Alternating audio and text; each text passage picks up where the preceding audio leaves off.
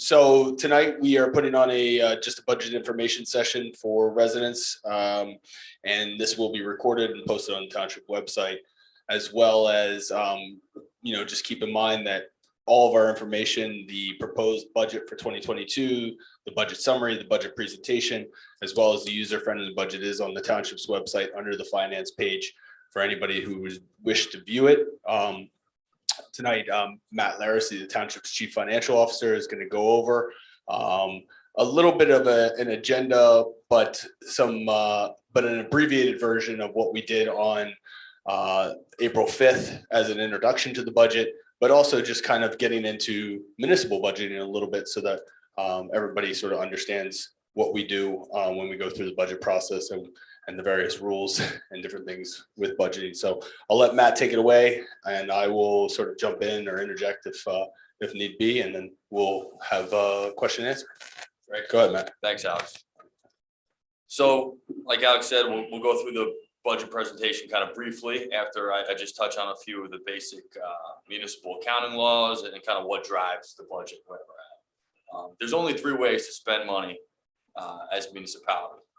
It's by ordinance, by a trust fund, which is approved by the state trust fund, or by the municipal budget. So in all those ways, the state's approving it prior generally, and the governing body's approving it. Those are the only 3 ways you can spend money. The budget process starts internally basically once this year's adopted in May. We will start planning the next year's budget, and a lot of that relies on our financials and how they pan out through the year. Obviously, things can change at any time with storms, employee costs, and all the things that come up and are unpredictable. Our interim from financial statements is where we start.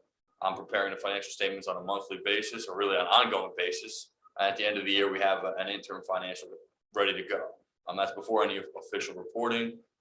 That's kind of what Alex and I and the municipal staff are working on to begin with. The first state report that's due is the annual debt statement. That's due at the end of January each year. And it reports our approved debt as of 12/31 of the prior year. School debt is reported on that, but is not part of our net debt in Millburn. Utility debt is reported on that, but if the utility is self-liquidating, that debt is not included in our net debt. If the utility was not self-liquidating, meaning its revenues are not covering its expenses, then that debt will come on our books and affect our net debt. The next report due is the annual financial statement. So this is when we take our interim financials and put them on the official state financial spreadsheet.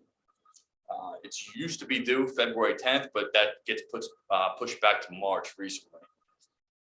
And that has to be submitted prior to any introduction of the budget. You have to have your annual financial statement in and approved by the state prior to any budget action that you can take. You can take that risk and start moving forward with the budget, but it's really not what the state wants to see. The next thing, kind of at that time, is the municipal audit is going on. Now, this is a much more comprehensive financial analysis done. There's really 2 parts of an audit. It's a much more detailed financial analysis with more detailed schedules and notes that kind of explain and give commentary to the items in the financial statement. And then there's also the actual audit side, where the audit firm, an appointed firm, comes in and audits and tests the financials as well as compliance with the various state and local guidelines that we operate under. There's a lot of those. Due date wise in the budget process, now after those reports are kind of in action or through, we get to the actual budget process, which starts with the temporary budget, which is 26.25% at a maximum of the total prior year expenditures. There's exclusions to that, and obviously you can budget that. There's some leeway there because obviously most of your snow budget or your storm budget might be spent in January to March, while you really won't be spending much at your pool utility at the beginning of the year. So, or your swimming pool or your summer rec program. So that temporary budget can be extended by resolution of the governing body as you prepare to officially introduce your budget or adopt your budget. In 2022, the introduction dates, so that the state puts out due dates, and it's March 31st or the next meeting. which for us was the first meeting in April, and the adoption date was April 30th or the following meeting of the governing body. The state does review your budget every 3 years, so they review in detail that every municipality's budget on a rolling 3-year schedule. There's certain instances where you could get reviewed every year if you're getting extra state aid for some sort of distress. A lot of towns actually during COVID approved 5-year special emergencies, and those towns have to get approved by the state each year. The only thing that does is it could delay your budget because the state gets backed up in reviewing those. Traditionally, municipalities used to wait on state aid figures to be announced in the state budget before they could really adopt their budget. That number used to change. The amount of state aid used to change annually, and it would really affect, a municipality's budget. Obviously, it's a somewhat larger piece of the other revenue that's not taxes. However, in the last 10 years, that number has remained flat. And really what we wait on is the governor, whoever the governor is at the time, kind of telling us it will not be reduced. And that kind of gives us the okay to move forward as planned. There's the actual state budget document, which is the official budget that we have to submit. There's also a user-friendly budget that's the same information and a little more detailed in some areas. It's presented differently, and it breaks down some information that the state feels is useful, would be useful to the public. The budget after introduction and adoption can be amended by resolution of the governing body and also by Chapter 159s, which is just adding grants that we receive throughout the year. A lot of times grants are added to the budget via the Chapter 159 resolution because the state operates on a fiscal year, whereas municipalities on a calendar year. So grants are often mid-year approved when the state budget gets approved each year. I'll just touch on some accounting guidelines that we operate under. Revenue-wise, it's very conservative. We can only anticipate revenue as to what we received in the prior year in the various categories. If you're anticipating over that, the state in the review will challenge it, and you have to be able to prove that you already received that money or will receive that money. Expense-wise, we operate with a chart of accounts that's approved by the state. Each budget category has a salary and wage line and an other expense line. And then there's the various other lines like pension, health benefits, statutory costs. And that's all detailed in the state budget document. We operate under an appropriations cap and a levy cap. Most people talk about the 2% levy cap. That's kind of the buzzword, a 2% cap. That's on the amount we can be raised by taxation, the amount that can be raised by taxation. There's exclusions to that, like increase in pension, an increase in capital costs, debt costs, deferred charges, and an increase in health benefit costs if you're in a state New Jersey health benefit plan. So once all that gets mixed in, it often kind of pushes near the 3% range. And as well, you're allowed to bank 3 prior years, up to 3 prior years of your unused levy cap to help you in any given year.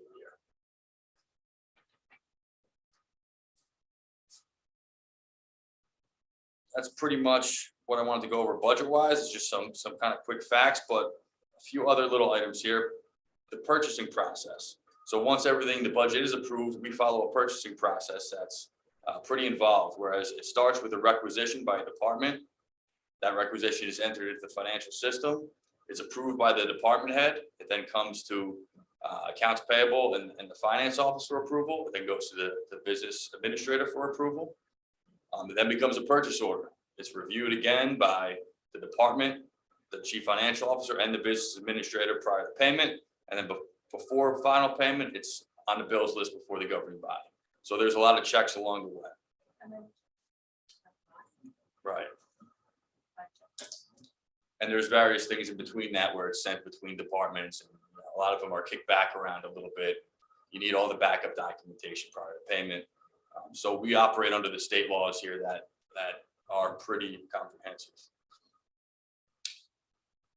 Tax collection, obviously that's our biggest revenue. We collect for the school and the county, and they are paid 100%. So tax appeals and any deficit that we're not collecting, that all falls in the township. And there's a budget line in our budget that's the reserve for uncollected taxes that helps us anticipate that. Again, it's a conservative accounting measure that the state prescribes to avoid shortfalls. We're not anticipating 100% or even really 99% of our taxes, although we do collect 99%, give or take, on any given year. Tax appeals also go against that. We had about $850,000 in tax appeals, either by credits or paid out in 2021. Utilities are also part of the municipal budget. We in Millburn only have a parking utility. Oftentimes towns have water and sewer utilities. They'll have swimming pool could be utility. In our case, it's part of our recreation. We have the parking utility. Utilities by nature should be self-liquidating. That means their revenues can cover their expenses. However, that doesn't happen. They have to be supplemented by the current fund and the taxpayers. You can transfer money in between those areas. And in our budget this year, there's some money from the current fund being covered by ARPA funds to help fund parking debt. Sorry, Matt. You may just want to explain what ARPA is. So ARPA is the American Recovery Plan, which was a major federal relief bill dealing with COVID that funded, Millburn got a little over $2 million. Half of it came last June, half is coming this June. And there's guidelines on how you can spend that money. Most of it in most municipalities our size is dealing with revenue losses that we established or we experienced during COVID. Obviously, something like the parking utility basically was not shut down, but almost non-existent during the real tough times of COVID. And other revenues were hurt. Interest on investments, the interest rate sunk. Municipal court basically shut down for months. Recreation programs shut down. So the federal government sent these funds, and we're allowed to use them in a variety of ways, but we're choosing to use them really for revenue recuperation.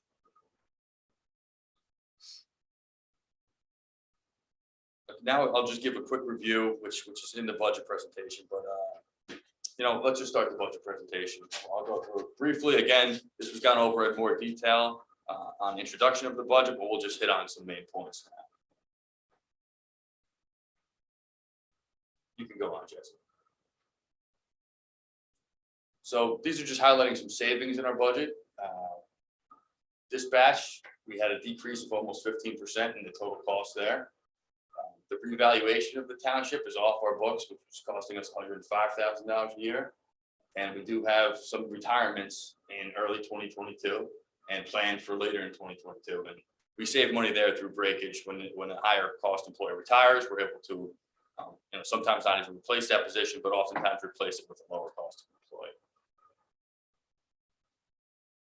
So main metrics here is the net taxable value of the town is the total assessed value is a little over 9.8 billion. And that's an increase of 100 million from the prior year.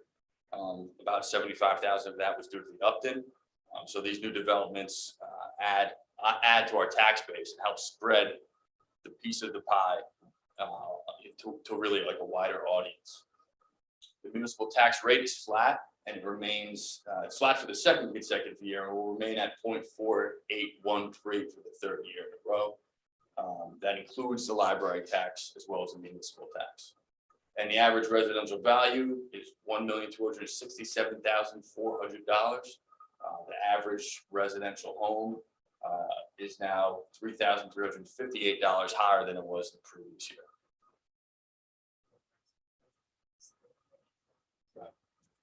Some budget drivers, we talked quickly about the savings, but our garbage and recycling contract was renewed and saw about $1 million increase.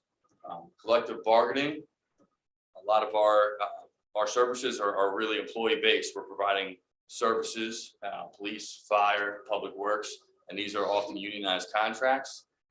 Most of them have been negotiated with increases from 2% to 2.5% on average. They go out 4 to 6 years in those contracts.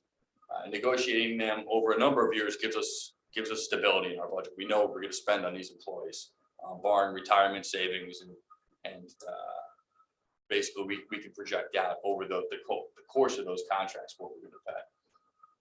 Also driving our budget this year is gas prices, another minimum wage increase in New Jersey. We do have our crossing guards outsourced for the first full year. And we're still raising money due to the effects of Hurricane Ida, a special emergency that was declared in the prior year. This washes out to an average municipal tax bill of $6,100. and a monthly average tax bill of $508. And the presentation shows the breakdown of that by category. We also have our total tax levy. So like I said, municipality and the library, which we're talking about is the municipal tax, is only really a portion of the total tax bill. The Board of Education makes up 50% of this. The library is about 2%. The municipality is about 23%. And the county of Essex is 25%.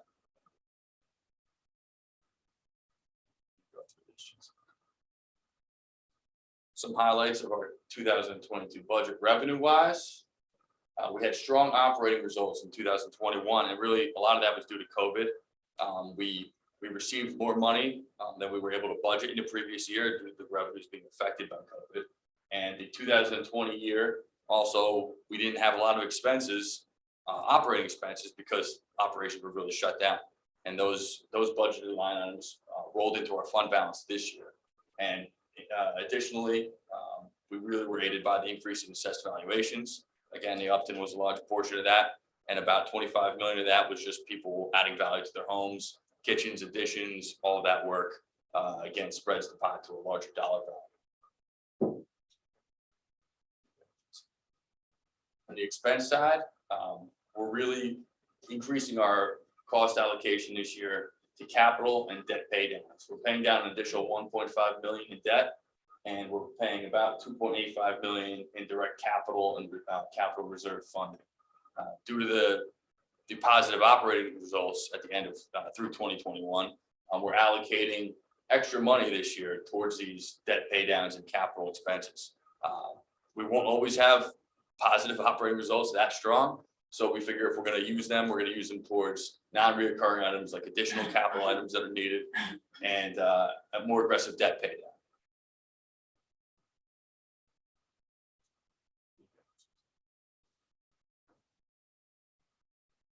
There's some slides here on just a local comparison. You can see here that Millburn has had an average increase, a 5-year increase of 3.05% tax levy increase over those 5 years, which compared to our neighbors is a very strong result. And there's also a slide here. It's not a tax, but it's a SOAR user charge that Millburn residents pay. That is driven by a member of a joint union of Essex and Union counties. There's 11 other municipalities in that with us. Our annual service charge is based on our assessment from that joint meeting, and we do add a capital surcharge to that to come up with the total residential fee. That capital surcharge is saved up and helps us to avoid debt costs being included into that. We're able to set aside the money each year and fund projects and assessments in that fashion. Our parking utility, again, it's separate from the tax budget, the municipal budget. It's self-funding, self-liquidated. You will see that there's an increase in expenses this year, and that's offset by an increase in revenues, mainly generated from the American Recovery Plan funds that I spoke about. We're using those funds to pay for operations and help avoid long-term debt costs in the future. Some challenges that we will experience ahead is just a continued investment in infrastructure. That's something that New Jersey municipalities are all dealing with. These towns are old, they were built long ago, and keeping up with those infrastructure costs is important, but costly. Storm mitigation.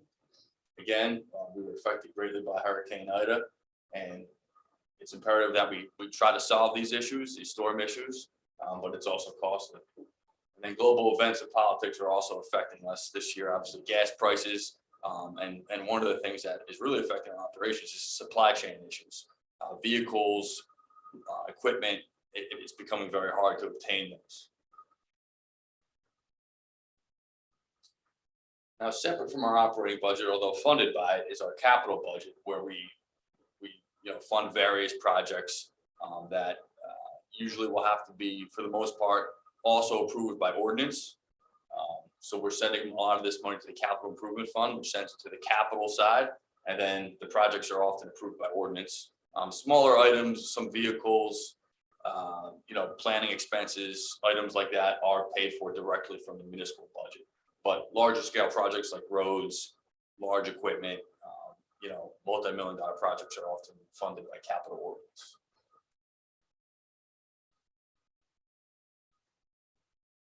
And in this year, we're planning about 1.5 billion in road improvements, various pedestrian safety and ADA improvements, improvements of signage, recreation improvements, including tennis court and multi-court refurbishing, and some recreation center building improvements.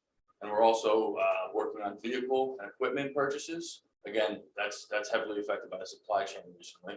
But there's over 600,000 in equipment and vehicle upgrades, fire turnout gear, police AEDs, and project to improve our Mohawk pump station. Overall, Millburn, as I talked about, funds these capital projects as much as we can through cash, through the budget. We try to minimize our debt allocation on any given year, and that saves costs. We're not paying interest costs, they're minimal, and we're also not often paying the soft costs that come along with going out for long-term debt. You have to get a bond ready, using various professionals to get through this process, and that, although required a lot of the times, is costly. Our annual debt statement, as I said, is filed by January 31st each year, and in that we report a net debt of 0.116%. We can go up to a maximum of 3.5%. So we're obviously low on that scale, and there's a graph here that shows just how consistent it's really been, really fluctuating for the most part around that 0.1% to really 0.515%, with some spikes and some lower years in between. So we're having this public session now, and then we're planning a public hearing, official public hearing and adoption of the budget on May 3rd. So before Matt moves on, I just want to sort of add a little bit of philosophy into the budget process here.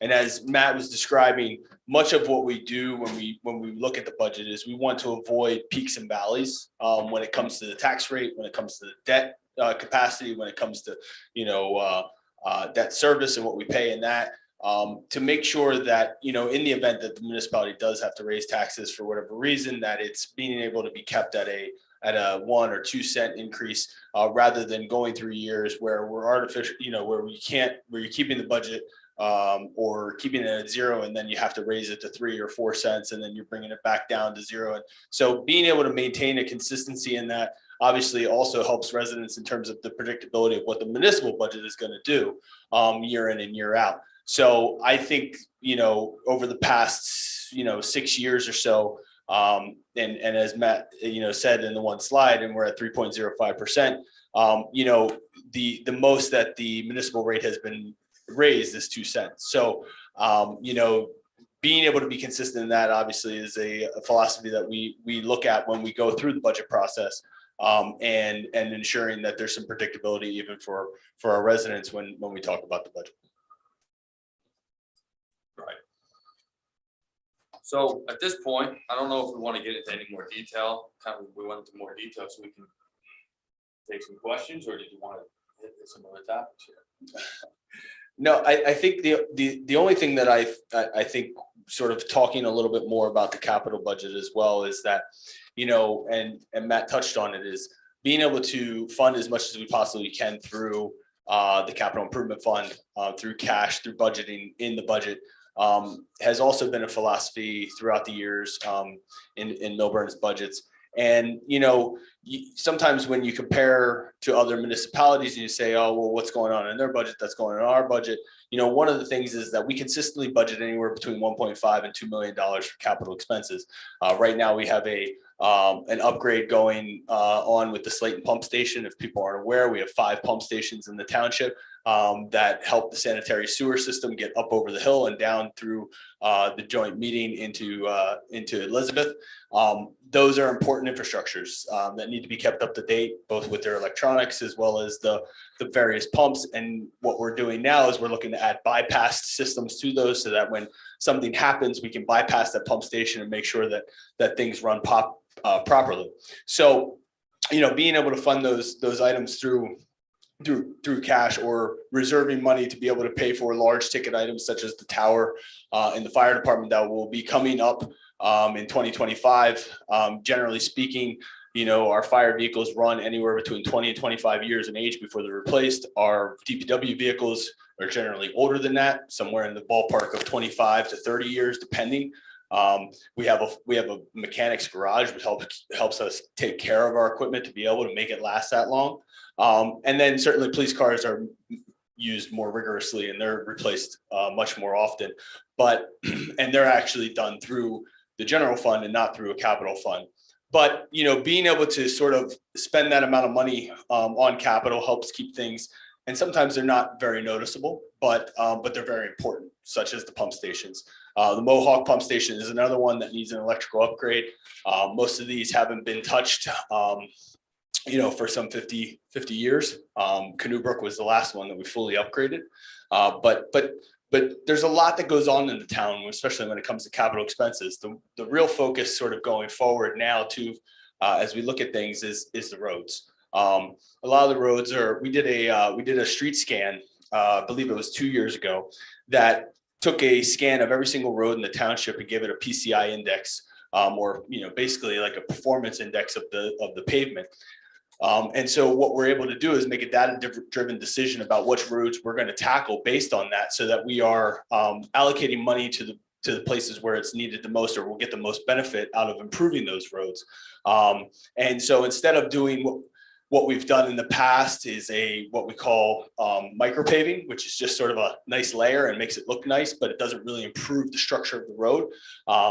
We're looking at doing a lot more milling and paving, which is a lot more expensive process. And especially, you touch on gasoline prices. That means you're touching on fuel prices, oil prices. That also increases the price of asphalt and that. So your money doesn't go quite as far now as it would, but being able to get into, sort of a mindset that we're going to allocate more funding towards those types of projects, will help us add more years to the roadways. Instead of lasting anywhere between 5 and 7 years, we'll be able to get 10 to 15 years out of an improvement. So that's sort of just a little bit more, of an expansion on the capital budget, the capital philosophy.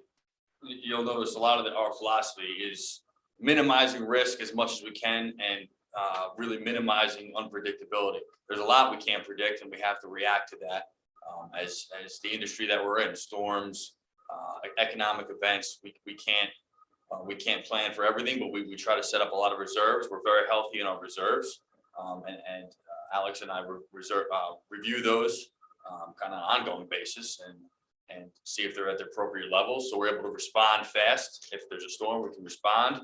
If there's a tax appeal, we can pay it without having to go out for debt on that tax appeal. There's a lot of towns, if they get hit with a big tax appeal, they're also paying debt on that, which is something that we try to get ahead of. So like I said, it's really minimizing risk and being as efficient as we can with the taxpayers' money. I would say I kind of like working in this industry because it's not about getting anybody rich or making anybody money. It's about taking the public's money and trying to be as efficient as we can with it, and directing it towards services, high quality services, at an efficient and low cost. So that's really kind of what we're driving about. And if you come into town hall on any given day, you'll hear me talking about that to my staff or Jesse, or it's kind of just our philosophy and how we operate.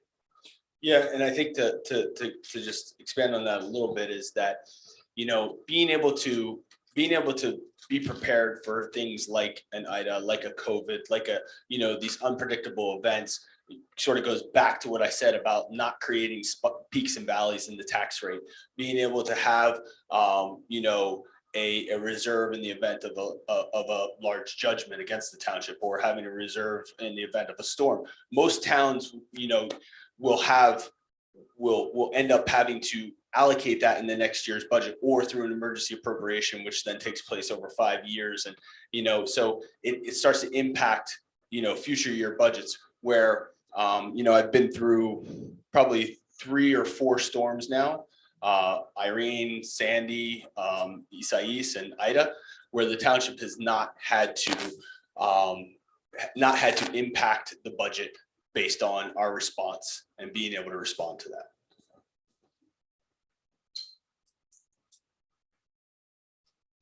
So again, at this point, we're planning adoption of the budget at the May 3rd meeting. At that point, there's also a public hearing where the public or anybody can be heard, specifically regarding the budget. Right now, we are under state review this year, so the budget was sent to the state, as it has to be, even if you weren't under state review.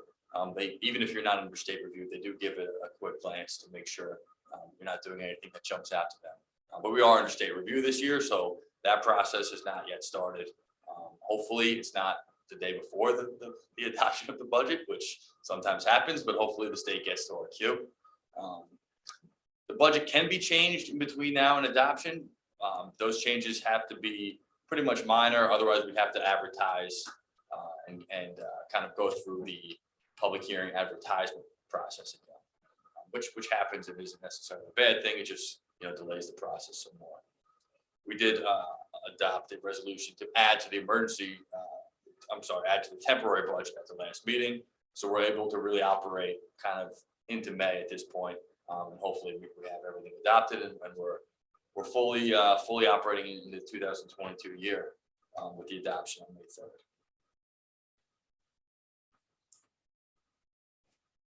Okay. I think with that, I'm sure there will be some questions about the budget, about various items. We do have a small group, so we'll try to keep it as informal as possible. But all I'll ask is that you don't come up and sort of laundry list us with questions. We'll do sort of a question and then see if we can answer that.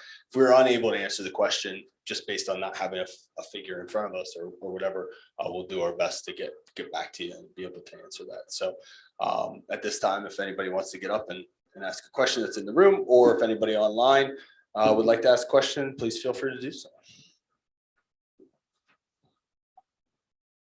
Jeffrey Feld, first I want to compliment you guys on your presentation. The clarification of information that you gave has been better than any municipality that I've witnessed in the last 12 years. I'm happy to hear that the user-friendly budget has been amended based on some of our discussions. It might help the public if you can post on the website the summary, because that gives you like the snapshots of the differences. And I think at the next hearing, you might want to go again, like emphasizing like the changes, like in the differences. That being like in the capital budget, because the major difference in this year's budget to next year's budget, as a quick read. One is the increases in wages and salaries based on collective bargaining agreements. 2, the prepayment of debt. And 3, the capital expenditures. And I think if you give a bullet point saying this is where we're putting the money in, it'll help people. As a suggestion, because we're going to be going on to a program of repaving streets, so you don't get fights as to different sections of the town, get a priority list out there now that you're going to say, these are our priorities streets that we had to repair. So you don't have to hear from different sections. Why are you taking care of this section versus that section? If you tell, I'm just trying to give you a suggestion. Well, I'll just say that's precisely why we did the street scan. So now we're basing our decisions based on anything that's under 50, whether that's, and essentially they are spread out through the 6 zones in the township. So that makes sure that we're spreading Get that on well. the So to website. speak. I'm saying better to be proactive than having more crazies like me coming in and saying this. I'm saying it from experience, things like that. One thing I would like you to do is when you look at the reserves, explain to people why we have certain amounts funded. Like we do have in excess of, I think it's in excess of $2.5 million for reserves for like insurance, like co-pays. And just say, we do have that amount of money. I'm happy that you have it because a lot of municipalities don't have it, but you can say how we got there. Such as litigation, it's almost $1 million. I mean, why? Other things, as you know, I've been telling, look at the litigation costs that we've been incurring, start analyzing that. And to go through some of the reserves, because sometimes I've been in municipalities where they've hit the reserves, because they didn't need them anymore and to go. But you always need tax appeal reserves. I agree because of refundings. I've known too many municipalities with tax appeals. But there's other things that we might have to look at some of the expenses, because it seems that there's a lot of money geared, for litigation types, whether for judgment. I think it's almost like $950,000. Like a co-pay for insurance in excess of $2.5 million. You're spending more than about $1 million a year based on your financial statement and litigation expenses, and that's what to look at. That's really the summary, because you guys did do a great job. Also, when you looked at it, we owe the county, I think about 400, in excess of $400,000. Was that because of the Upton? It wasn't calculated? Yeah, that's basically each year you get an added and omitted bill from the county. So that's what that is. The new assessments that occurred during the year, they hit you with that bill. Usually it comes in October and it's due in February of the prior year. So that would have been paid. All right, so I just want to say, because I Correct. noticed that just like jumped up to me, that was a big amount. Yeah, But so- at least it tied into the Upton, and everyone should understand Right. how much the Upton is throwing it back into our coffers. I think I hit that. The capital budgets, we'll be discussing about what last year, whether there's some things were allocated properly, because it seems that some of the projects that were funded, I can't tell yet for financial statement and the budget, that there seems to have been some projects that are listed on the financial statement as unfunded, and they were completed. And I don't know how that did. If you approved the contract, there should have been monies encumbered at the time. So I just want to touch on a couple things. You did a great job. I'm telling you guys. Well, I want to answer some of the points that you made, because I think they're good points in terms of the reserves. So one thing is that, like you said, being well reserved in tax appeals is important for a community like ours. We have some very big taxpayers in the mall and Hilton, things like that, that any sort of judgment against the township could be impactful to the tax rate. Again, going back to that sort of philosophy. The other thing is that when it comes to litigation reserve or, the copays or deductibles and things like that. So I'm happy to announce that, for a while, our deductible with the joint insurance fund was about $100,000. Now that has decreased to $25,000. However, what the joint insurance fund has done in recent years is that they've eliminated the coverage for land use, for anything that is a land use sort of case. So any sort of judgment like that, and you've seen them throughout, the state, whether it's Burnsville and things like that, any sort of judgment like that could be very impactful to the tax rate. And being reserved in that is sort of a conservative approach to make sure that we don't have to impact our taxpayers if something like that might happen. But what Matt and I have been doing in the township committee have been looking at the reserves and making sure that they're at an appropriate level and no longer funding those reserves once they are.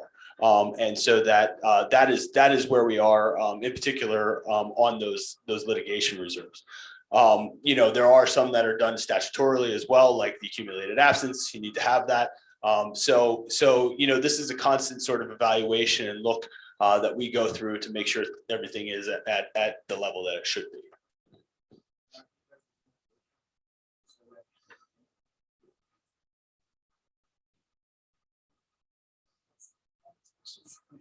Jean Pasternak. I have just a couple questions. This is just from my experience on the school board.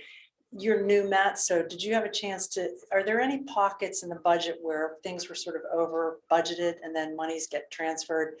An area like that I remember is like special education, where it was always hugely pumped up and then monies were transferred throughout the year. Is there any divot like that in our budget? Yeah, so no, historically, like I'm new, so I did look back, and some towns do a lot of budget transfers each year because, and I meant to mention it earlier, but you can transfer money in between certain budget lines from November to December, and then through January and March of the subsequent year.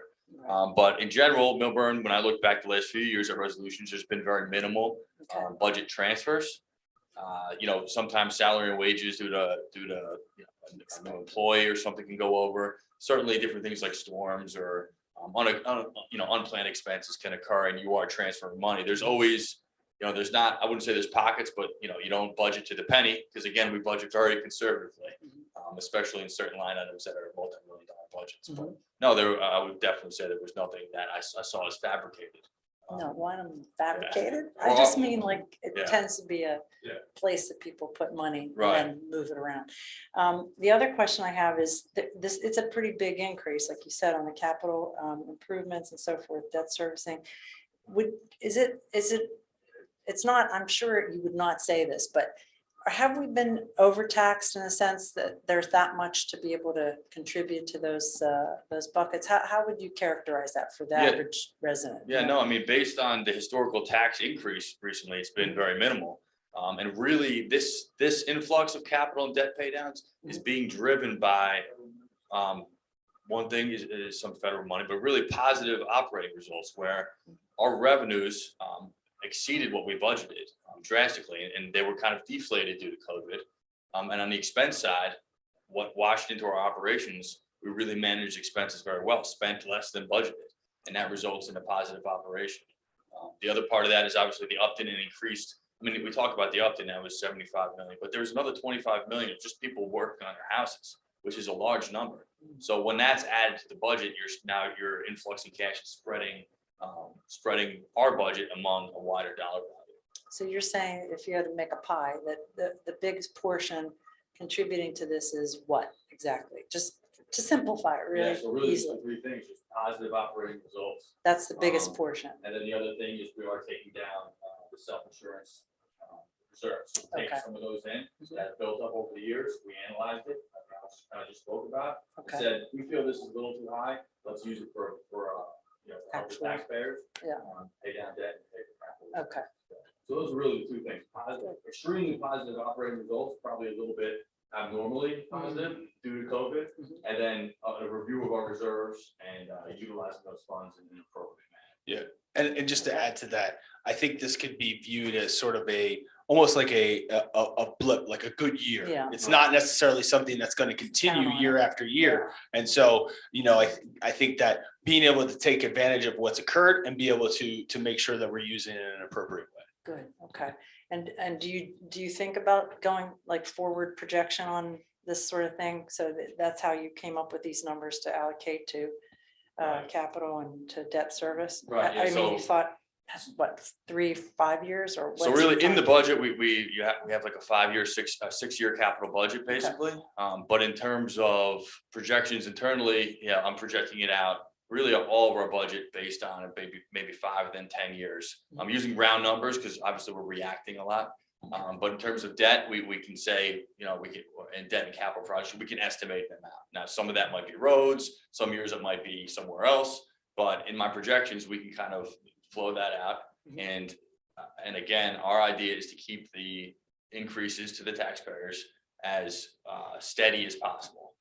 We don't want spikes. Sometimes you can have a 0% increase and a 5% increase because you didn't project things out. You didn't expect a large road project or something that needed to be funded. So Right. we project that out as much as possible. And did you, in those projections, given the amount of new developments that are coming on stream, especially in the next 2-3 years, is that part of what you figured in as far as infrastructure, capital costs? How do you deal with that? when Right, you're so thinking? the timing of that is obviously unknown. A lot of those projects coming on, the exact timing is unknown and when it'll hit our budget and when those monies will come in. It's definitely something, we're analyzing. Infrastructure wise, we're making a pretty big commitment this year to fund more infrastructure. And I think each year, we will really try to fund as much as we can infrastructure wise because, that's just a growing thing that needs to be taken care of.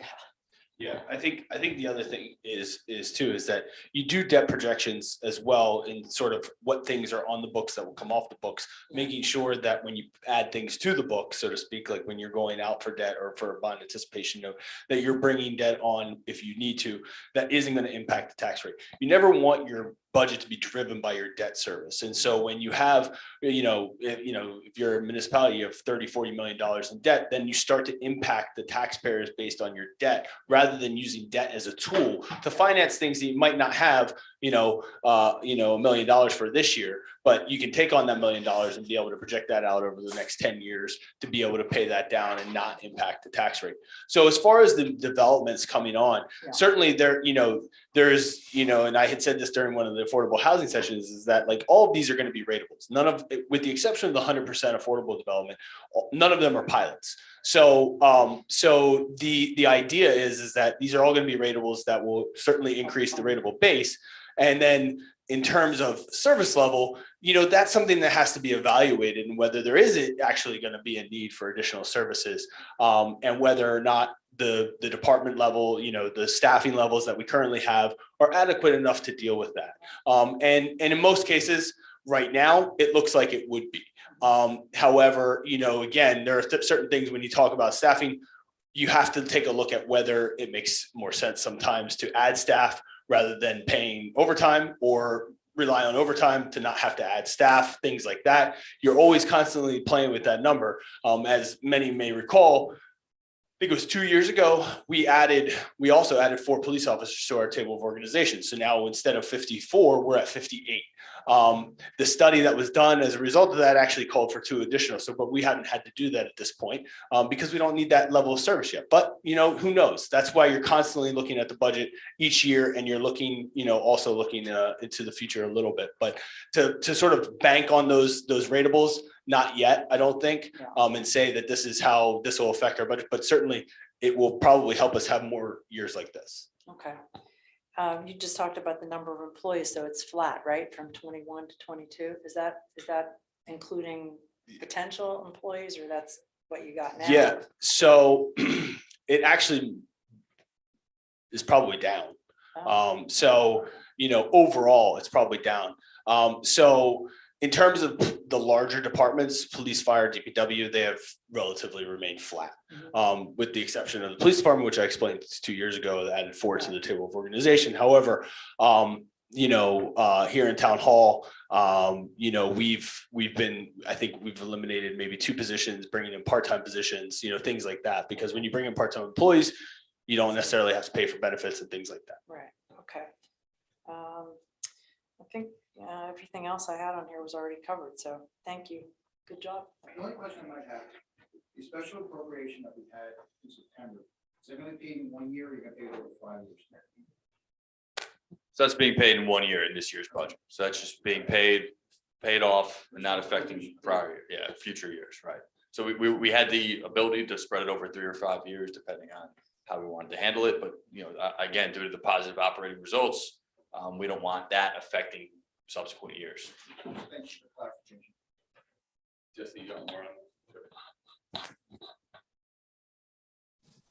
Hello, can you hear me? Yes. Yes, good evening, David Cosgrove. First, thank you very much for putting this on. I have 3 questions. I'm trying not to do the laundry list, but I think they're probably for Alex McDonald. But the first question, Alex, you had mentioned that the joint insurance fund, had narrowed down the coverage, and as a result, the deductible went down. And I think you described it as land use matters were not covered anymore. Could you elaborate a little bit on that, on what that is that's not covered? And then the second part of that question would be, have we purchased any other insurance to cover up, or to make, to cover the stuff that GIF eliminated?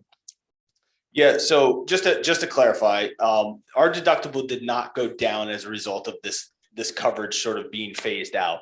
Our deductible went down as a result of having, some more positive, I guess, experience, whether it was through, cases against us and things like that, or judgments against us. As some may recall, there was a very large case against the township in the High Cal matter, and there were some EPL, POL cases back in prior to 2015, I think it was 2014, that were stacking against our experience. And so that increased our deductible. Those have since sort of lapsed, and now our deductible has once again decreased. That's not to say, it might not go up. I don't know. But right now it was at 100 and it's at 25. That's not as a result of the land use. But what happened a few years back was that the GIF decided that the liability for them in these land use cases, whether, and again, I'm just using an example, but the Bernardsville case, which involved the mosque, those types of cases was too much of an exposure for them. And so they sort of got out of the business. They offer a minimal coverage in that.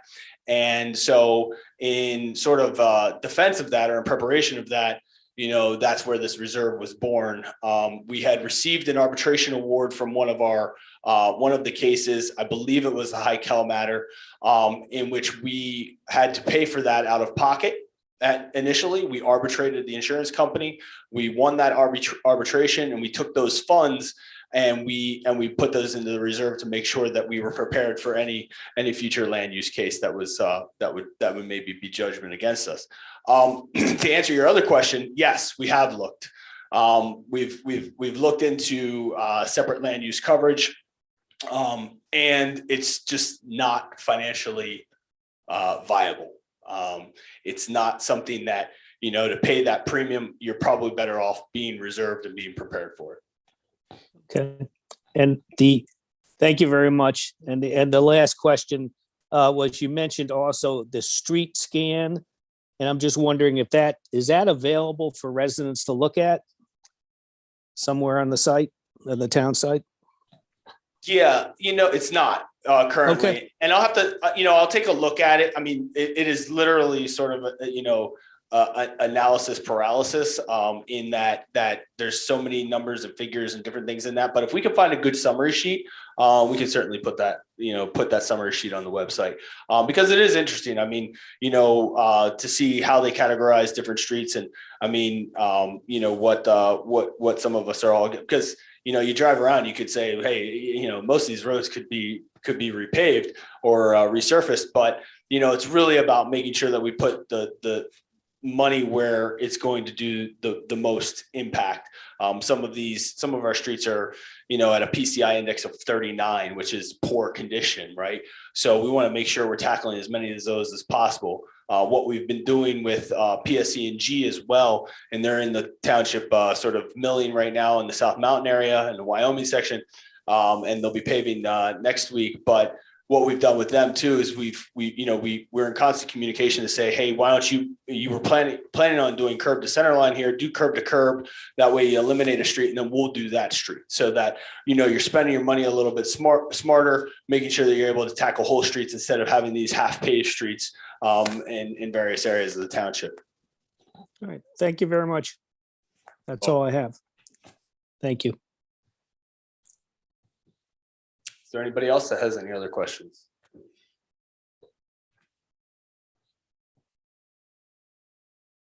Okay. Thank you. Yeah. Well, pleasure. Yeah. Thank you. No, I just want to say that I can be reached by email, finance@millburntwp.org. You can email that with any additional budget questions. Is it finance or finance DEPT? What does the presentation say? DEPT. Yeah, finance DEPT@millburntwp.org. I'll take any other budget questions that come up, and we're on target for adoption